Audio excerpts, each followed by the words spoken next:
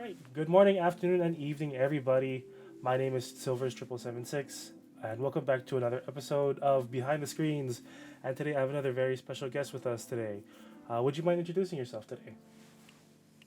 Hello, everybody. My name is Spiderninja1, but you can just call me Spider for short. I am an aspiring YouTuber who mainly focuses on Genshin Impact content at the moment. All right. So for Genshin content, what do you usually focus on? Because I know Genshin is like a huge game with, world exploring and also a lot of theory crafting. What kind of content do you make for Genshin? Yeah, so my content primarily focuses on theory crafting, which is essentially just kind of like it's a lot of like running the numbers on special gear and characters and just seeing like what has the most damage and what's the most optimal um, combination for combat scenarios. But I think the twist that I put on my content is that I focus a lot more on concepts instead of actual like in-game content. So there's a lot of other like great content creators out there who do theory crafting. One of them is Zejeff77.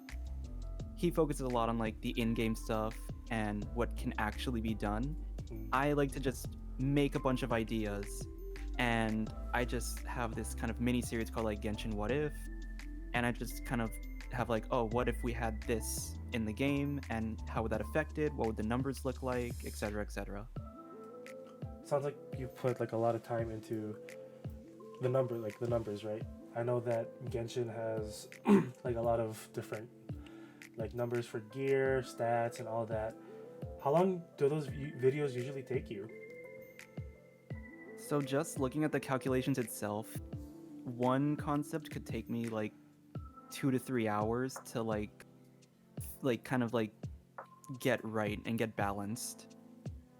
Recording, writing the script takes about 2 to 3 hours, depending on how like quickly and inspired I am.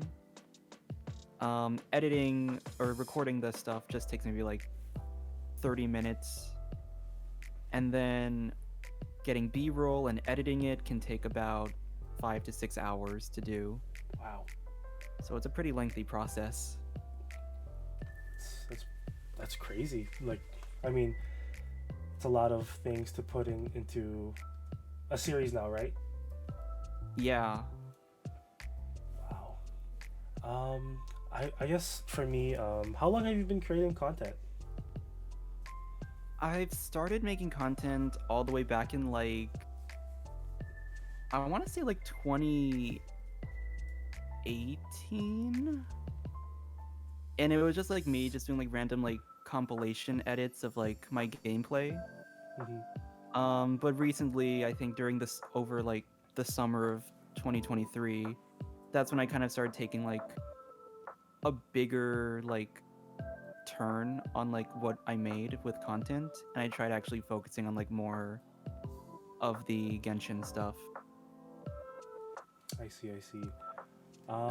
So you mentioned, or like for Genshin content, are those just some of your favorite videos to make, or do you have some other video that you've like, or like some other video series that you've done, um, that are your favorites?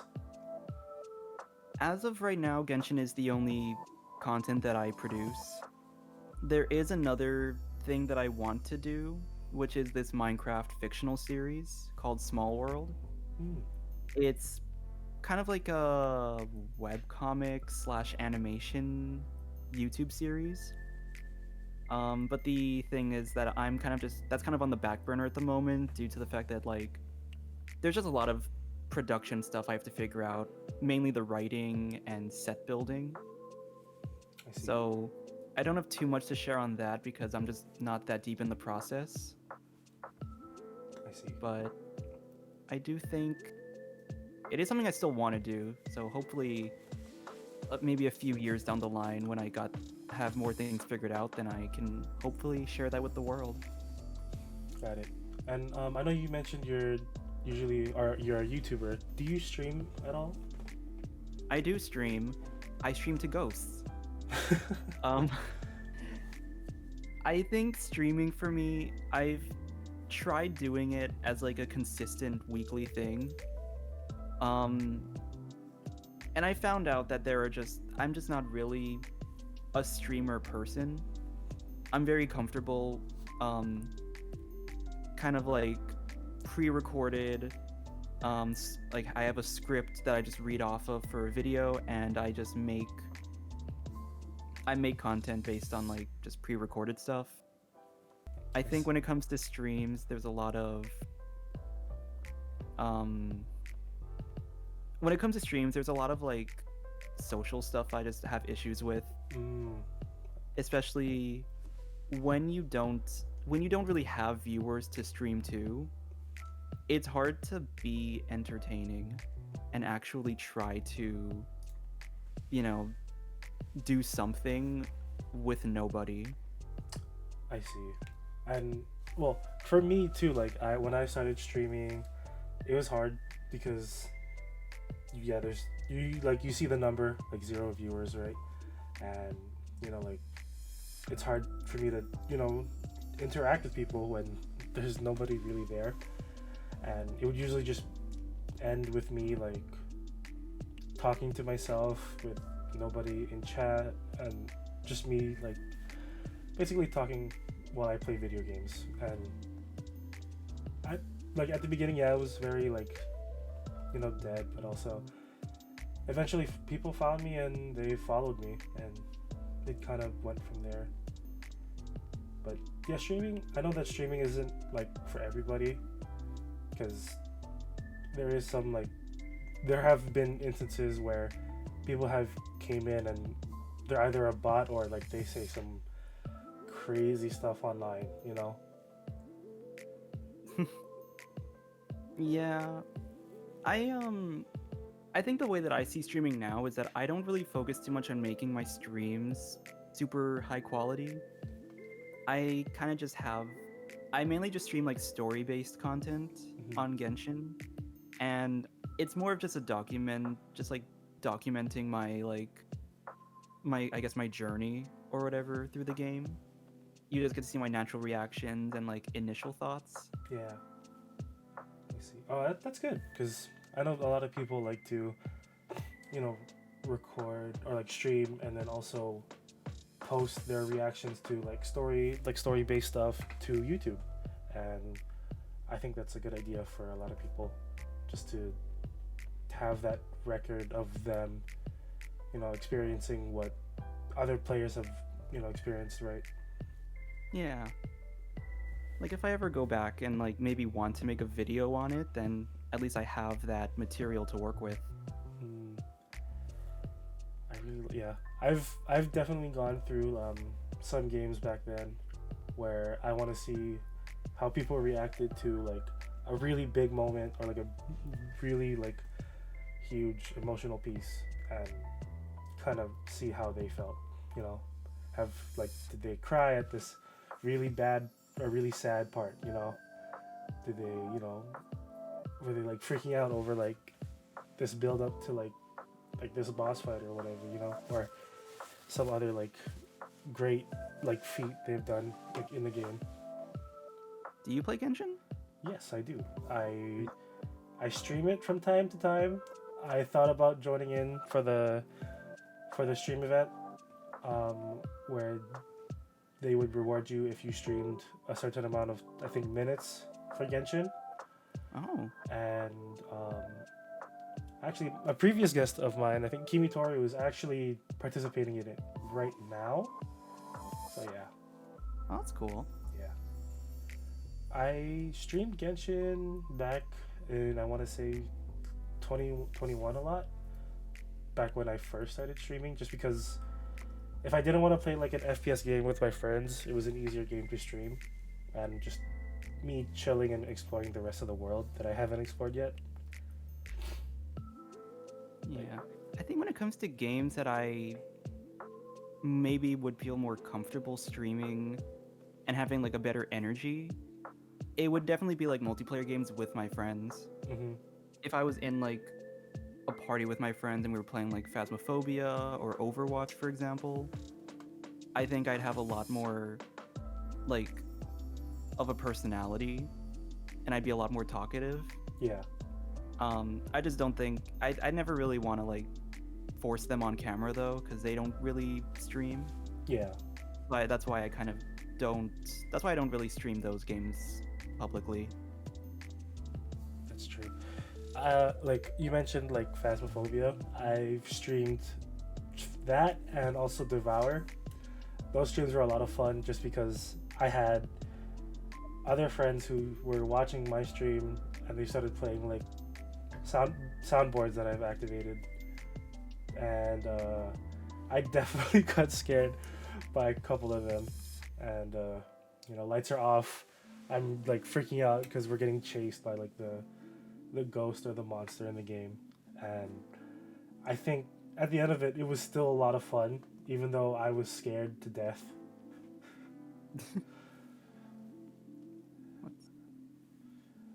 Good times. But so I guess I want to ask you now, why did you decide to make videos, or why did you decide to make videos in the first place? I think I was just looking for something else to make content on. Because like I said, I started off streaming and just trying to do it consistently. And then when I kind of started realizing I didn't really like it as much, like forcing myself to play certain games all the time, I was just like, okay, like what else can I do with like my life? And then one day I was just kind of like going through my old like Reddit posts, and on like a few years ago I actually did post on like Genshin Reddit, the Genshin subreddit, my like random concept ideas, and I was like, oh, what if I just like make that into a video or something? And so the first iteration of this like series was just me making a concept for giving 4-star characters their own signature weapons. And I basically just made a video, talking about a few of my ideas. And to my surprise, within the first week, it for some reason like I don't want to say it blew up, but I averaged around like 30 views if I was lucky, and then this video in the first week hit like 1,500. Wow, that's that's a huge rise in views. That's crazy. Oh yeah, my ego is like so high up right now. I think I'm actually better than everyone at the moment. That's crazy. Do you think it's like the algorithm, or you believe like that's a good, like you believe wholeheartedly that's a good video? Like, I want to say that I was following this advice at one of my like another content creator, Chill with Aster. One of her pieces of advice was know the algorithm and kind of like play with the algorithm, because you have to like kind of follow it to get more traffic on your videos, but you also want to make something that's kind of original. Yeah. So it's this idea of like putting a twist on like something that's already popular. I knew that theory crafting was a pretty popular like niche in the Genshin community. And then I just kind of figured like, okay, like, well, I am more interested in the hypotheticals and the what ifs about it. So I think it was just like, I think my idea was original enough to where it was like something new for the viewers. Got it. I think well, I remember scrolling through your YouTube channel. I saw like you mentioned the what if 4-star characters had their own signature weapon, and I've definitely thought about and watched a lot of theory crafting videos on Genshin.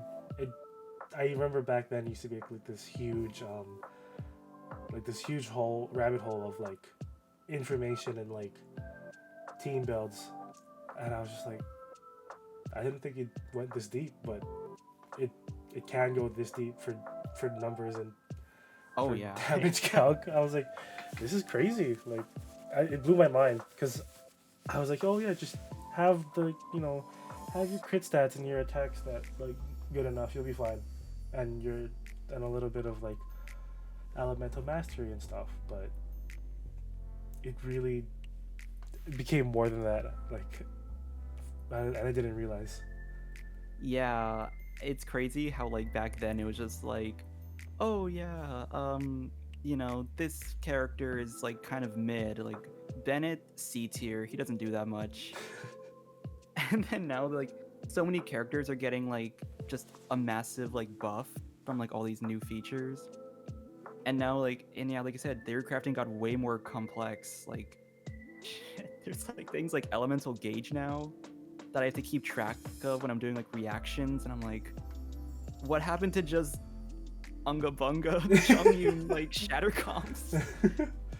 Yeah, no, I'm like, I definitely took a break from Genshin. I want to say from 3.0, during 3.0, because school got more busy and working, and when Dendro came into the picture, I was lost because I was just like, what happened to vape comps? Or like, I just want to use my Hu Tao with my 2 hydro units, you know what I mean? Like, what happened? Oh, don't worry, that team is still good. True, but I've seen it definitely felt like I was falling off a little bit, but then again, I'm still doing fine. Like, at one point I was like, am I falling off damage? Like, no, I'm not. It's just new mechanics, new things. They just want to tailor towards the newer stuff, right? Yeah, by like the late half of like the 3.0 patches, I was so tired of the units. I'm not gonna lie, like it was just Dendro unit after Dendro unit, and I was like, can we just get another like Cryo or another Electro? Like, where's all the? But they had to catch up. They Yeah. had to like make sure the roster of Dendro was like filled. Like, I mean, we had none before this update. Yeah. Which is interesting how they decided to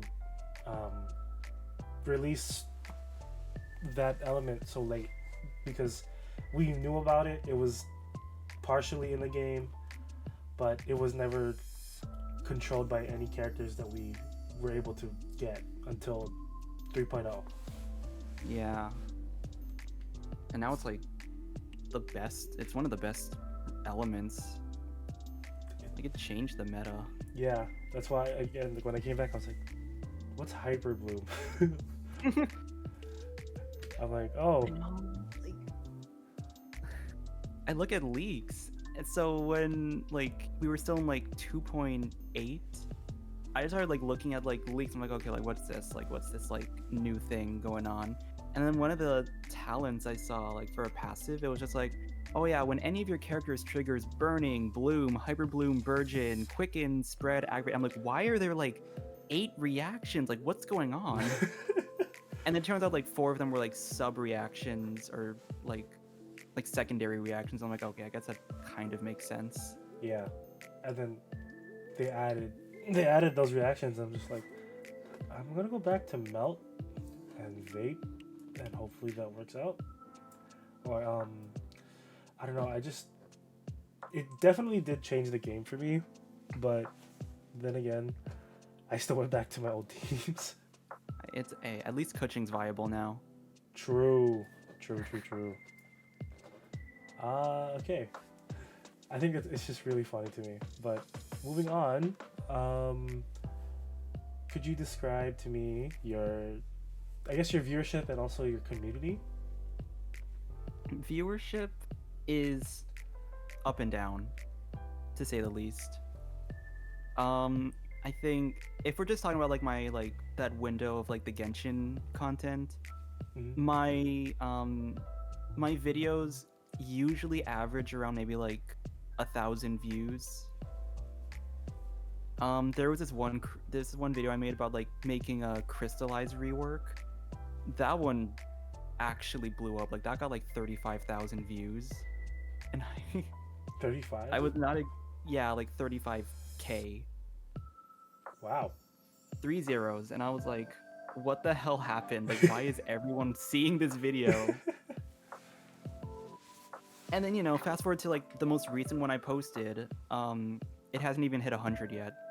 Mm, So I think there's things I still have to kind of figure out, like, okay, what do people generally like look for in like a video? Like, is it like based on when I post? Is it like time of day? Is like how important is the thumbnail in like getting clicks? Like, there's a lot that I have to like, a lot of small things that you think wouldn't be that big of a deal, but yeah, no, like sometimes you have to be a little clickbaity to like get more views. I think. And oh, sorry. I don't know. Go ahead. Sorry, that's my bad. Oh, and I think the community that I have so far, it's small and it's nice. Probably because it's small. Um, but yeah, like people are super nice in the comments. Like if they're ever critiquing my ideas, no one's like bad mouthing me. Yeah. I'm prepared for the event that it's probably going to start happening a bit more when like my channel starts to grow, because that's when like more trolls and haters start getting like attracted to you. Mm-hmm. But what I have so far is really chill. Like people are always, it's like the goal that I have for these videos is just to open up discussion for like the ideas. Mm-hmm. And I think that when I look at the comment section, that definitely happens. Like people will talk in the comments about like the ideas. And so I like where my community is right now, and I'm hoping it like kind of stays this way for a while. I see. I mean, like, I think at some point, like, personally, I would like to be kind of big, but not too big, you know? Like, I don't want to be, like, up there hitting, like, big, like, huge numbers, but I also don't want to be, like, too huge where I can't handle it, right? I think there's, like, Oh yeah. there's, like, a sweet spot for it, I feel. Where it's, like, Yeah. it's easy to manage, and, like, you know, you have, like, this nice community that you've built up, right? And I haven't really made YouTube videos, but when I stream, it's definitely like there, where there are people who come in like, hey, you're a regular, you know, like they drop by and hang out if I'm playing any game, which is kind of cool. Do you have regulars? I have a few. There's only one that I like really remembered off the top of my head, because like their comments were always like super lengthy, because they would actually talk about like the intricacies of the theory crafting. Mm-hmm.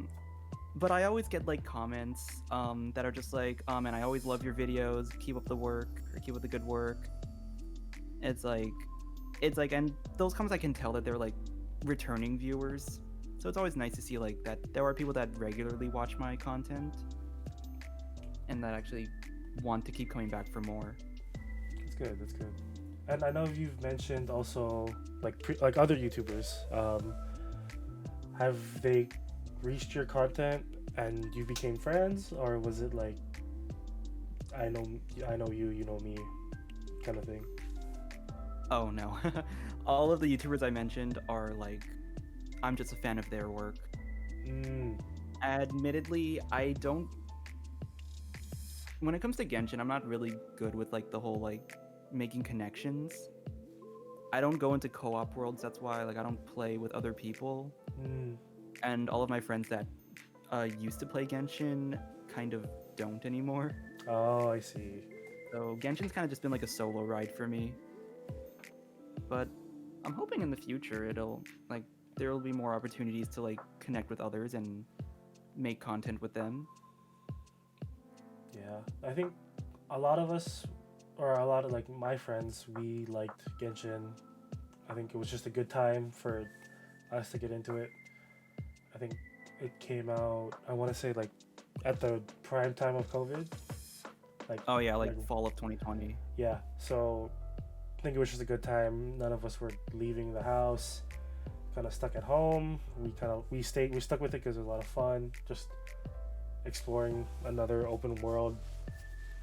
And I think it just came out at a good time. It really did. And I think a lot of us, or we come back to it, but we do kind of drop it at sometimes, especially because now we're busier, right? Yeah. It's past that, what's the word? Lockdown kind of era in our lives. So it was just I think it was just timing.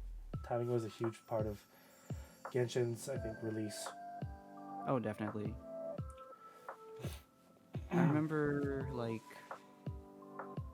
first starting out, I think that was like my first like kind of RPG game. At least like open world RPG. I've never like done something like that before, so I was always like, but I was like really interested in getting into it because all my friends got into it. And I think they over exaggerated when they told me about it. They were like, "Oh yeah, it's like SAO. Like you can do like so much in this game." And I'm like, "Really? Like, you mean to tell me I can just start cooking random foods and it'll actually work?" And be like, kind of." And it turns out the cooking mechanic is like clicking 2 buttons and making a perfect meal. Yeah. But I stuck with it because I was interested. I think the story definitely got like that was like definitely the big point for me because I'm a really huge like lore nerd. Mm-hmm.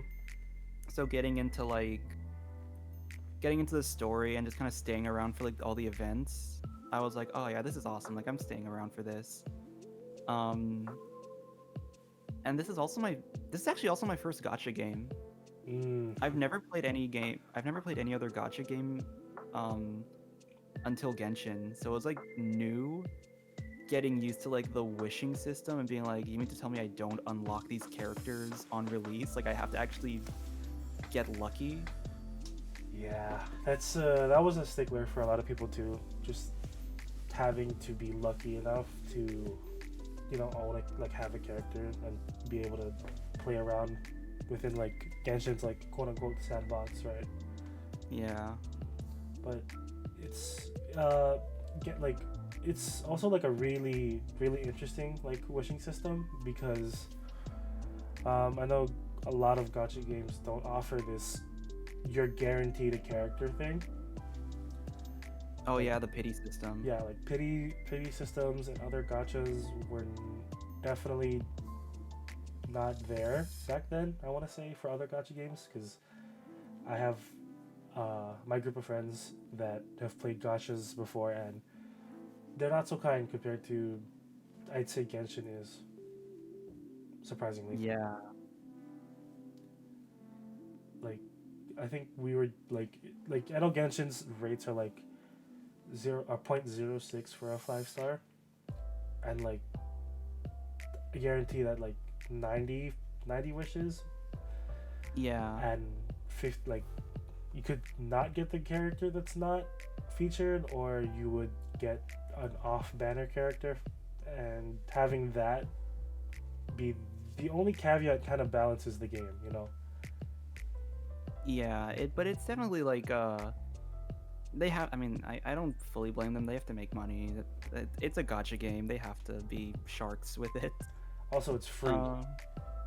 Yeah, it is technically a free game, so it's not like you have to spend money if you don't want to. Yeah.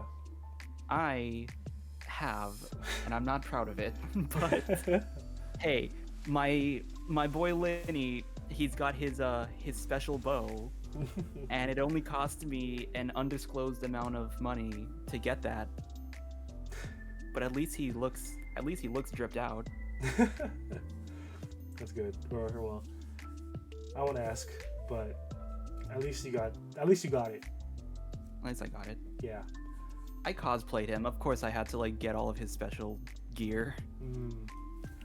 That's good, because there are people. Yeah, like as I mentioned, pity, right? Like I remember hearing like people spending like thousands of dollars on like other games, like other gacha games that they haven't. It's not guaranteed, which is crazy.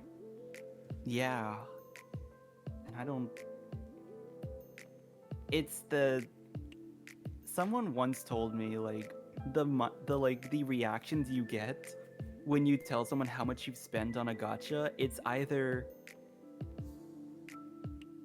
like, why did you spend that much, or how do you have that much? I've definitely heard the why did you spend that? I've never heard the why. Or how do you have that much money? Yeah, no, but when you think about it, like some people have spent like this one Genshin player spent like 100,000 in like their like time playing the game, Mm-hmm. and you just ask like, how do you have 100,000 to just toss like that? Like it's like you have to be like a lawyer or something. Yeah, it's crazy how much people like would just throw into a gacha game. It's wild. Like I already feel like I'm going broke, like throwing in like 100, and then there's just people out here just like tossing like thousands every couple weeks. Which is again crazy. Like Yeah. I mean, people like, oh, 100 like a week, or like every couple weeks. That is crazy. To each their own, though. If they want to spend that much, then go right ahead. True. Okay, I think. Okay. So, I want to ask you a big question, and this is a question that I ask all of my guests on the show or on the podcast. If not for content creation, would gaming be where it is now?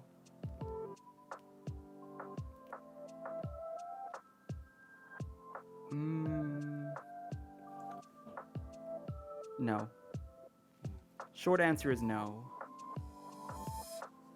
Long answer is it wouldn't be at this stage right now. I think that with like at least when I'm speaking from my experience growing up, the reason I got into gaming in the first place was because I saw like all of these content creators playing the game. Yeah. Like I didn't know what Minecraft was until I started watching like Captain Sparkles. The most that I would see with my like what my friends would play is like my friends would play games and I want to play what they played, but even then that was kind of like whatever. Mm-hmm. I played a lot of Nintendo games because I would watch other people play like Kirby or Pokemon, Yeah. and then I'd be like, oh, I want to do that too. So I think that eventually gaming as it is today would be popular at some point in the future. But if we didn't have content creation to kind of like speed up that process, then we'd still be in kind of like this weird position of like some people play it, but some people don't. I see. Like, so, like you mentioned also, like, like you didn't know what Minecraft was, right? Until you watched Captain Sparkles. And I remember, like, I'd never really had a computer or, like, really access to play Minecraft until, like, I want to say I got my first, like, smartphone. And I remember, like, I can't do the things they're doing, because back then they had, Pocket Edition, which is completely different from, like... Oh, yeah, Pocket Edition sucked. Yeah. And then watching somebody play it on PC... And it's like, why can't they like do the same thing they're doing? Or like Nintendo games, right? Like I want to like you're watching people play Kirby, you're watching people play like the other like Zelda games, and to me growing up, I remember like I really wanted to play Majora's Mask after like playing like the 3D remake of Ocarina of Time on the 3DS. I'm like, it's the same, like I knew it was from like the N64 era. And before I was, able to play it, and we didn't have it, so not until like the remakes came out was when I was able to play it. And I think personally for me, it became more of a accessibility thing because I definitely wanted to play these games, but I also really wanted just to know the ins and outs of like of the game. Yeah, Like if I never had access to it, you know. I think the way that I see it is that content creation sped up the process Hmm, because what we had before, like in the like I guess like when we were kids, was just commercials. true. It's like that's the kind of era that I'm thinking we'd be in right now if we didn't have content creation and things were still being promoted via like just commercials. Like how popular was a video game actually when you just saw like an ad for it on TV versus how much popular did it get because like this one creator like played it and posted about it. Yeah. I I definitely think like commercials helped, but they weren't they weren't as helpful as I think content creation what is now, I think. Yeah, like I didn't care about like I didn't start playing Pokemon until like Generation 5, Hmm. which was black and white. Um but I'd see all of these ads for like Heart Gold, Soul Silver, Diamond Pearl, Sapphire and Ruby. Hmm. And like I wouldn't really care about it, but then I got into Pokemon because my friends got into Pokemon. Hmm. So they were like my in because I didn't watch YouTube. I didn't watch that much YouTube as a kid, so I didn't really care about like and Pokemon Let's Players weren't as big back in the day. So like it's not like I would watch a Let's Play and just be like, "Oh yeah, I totally want to play this now." Like no, my friends would get into it and then they tell me and I'd be like, "Oh, I want to do that too." Hmm. So I think that's just what I kind of think is like what we would be at now if not for content creation being a thing. You see. Yeah. I think like having like some friends that were into gaming, like, you know, Nintendo games and stuff like that. But also I had a couple other friends growing up that were also playing like like COD even though they weren't supposed to, right? And I never fit in with that group because obviously like I had an older brother who knew that, you know, like you're not supposed to be playing these games or whatever. And I definitely grew up with like playing a lot of Nintendo games, and again I wanted to just learn more about the games that I don't have access to. And I think that's why I kind of stuck with content, like YouTube video, like old let's players and content creators. Like whenever, like oh they're playing this game now, you know, like I would just be happy to see them like, you know, go through the game, and it'd be cool. And then like eventually, hopefully, play those games myself later on. I think Hmm.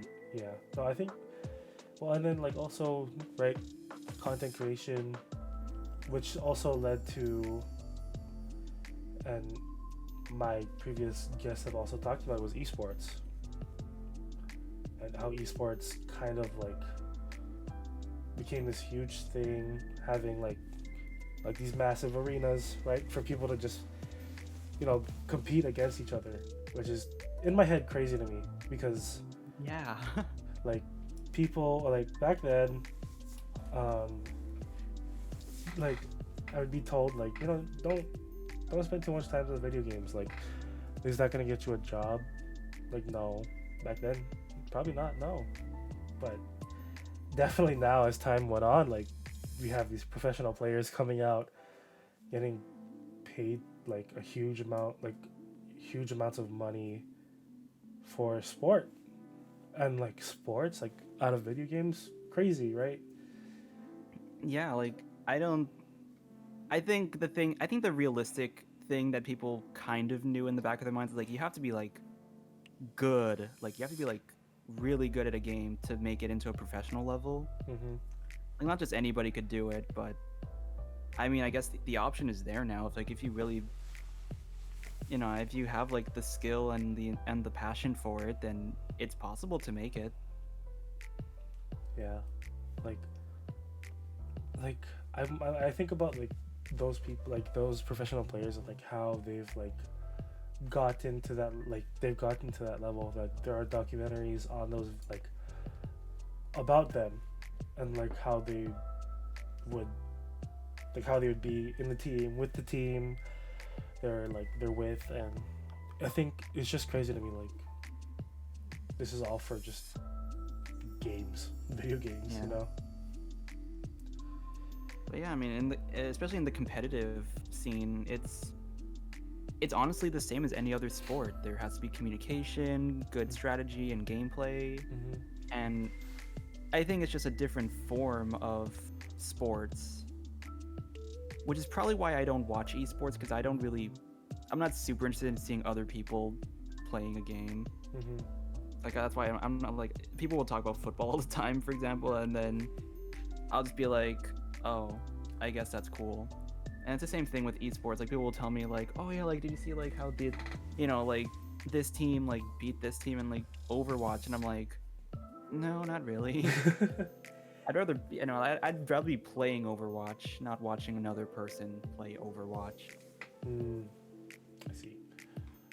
Yeah, no, look, that I think esports definitely helped. And I think like you mentioned, like, or you have your Genshin content too, which like talks about um, what ifs, right? And you leave it open for discussion. I think that definitely helps with like the like the sub communities that people have for the other games, like the Genshin community, right? Yeah, there's always like these niches. You kind of have to like find your just what you're interested in with any sort of like any game, honestly, and just kind of find the people that are interested in that as well. Mm. It's really interesting, like seeing people like I think meet up in like real life, like when all they're doing is just talking about like they play video games and they really just want to like see other people. It's like it's crazy. Yeah, I think. can't wait for the conventions. Oh yeah, conventions. People go crazy, which is fun because like I think Small Bean Ruby mentioned conventions, and like I think it would be like I think he mentioned like it would be smaller, but it would still be like handled pretty well without like Yeah, content creation. But content creation definitely, as you said, sped up the process of where we are now. yeah, it would get there eventually.